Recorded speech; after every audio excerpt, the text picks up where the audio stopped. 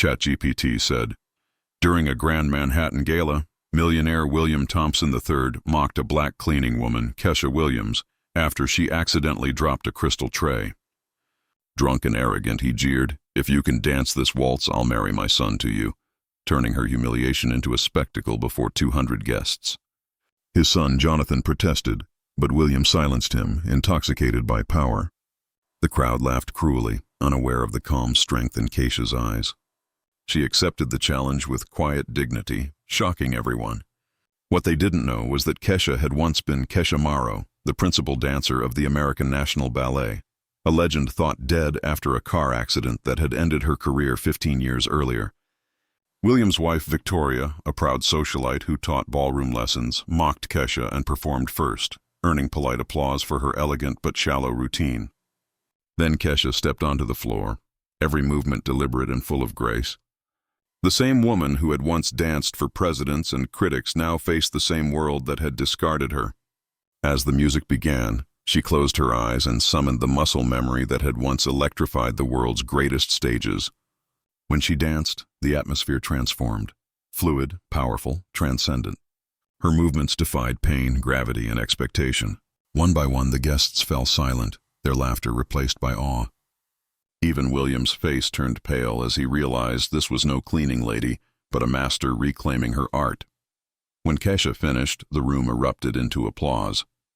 Then Marcus, the head of security, revealed her true identity, Kesha Morrow, the legendary ballerina. William was humiliated, exposed before his peers, especially when Marcus played back his recorded promise to marry his son to her if she won. Trying to save face, William called it a joke, but Kesha reminded him it was a matter of integrity.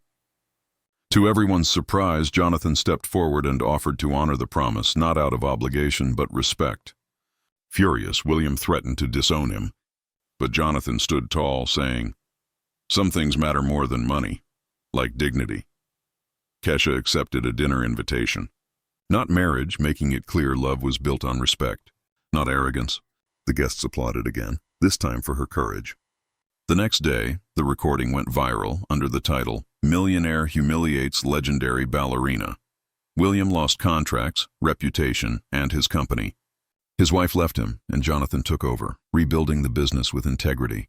Meanwhile, Kesha received countless offers, performances, teaching positions, and even film proposals.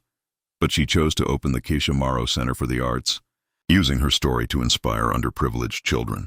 At the opening ceremony, Marcus told her, this wasn't just victory over prejudice, it was a lesson in true nobility. Watching her students dance, Kesha smiled. She had lost everything once, only to rebuild a life more meaningful than before. Jonathan, now her closest friend and supporter, arrived with flowers, asking, "Ready for dinner?" She took his arm and replied softly, "Ready." Her true revenge wasn't destroying William. It was creating beauty and change that made his cruelty insignificant. She proved that dignity and excellence are the most powerful answers to prejudice, that when the world tries to reduce us, the greatest triumph is to rise higher than anyone ever imagined.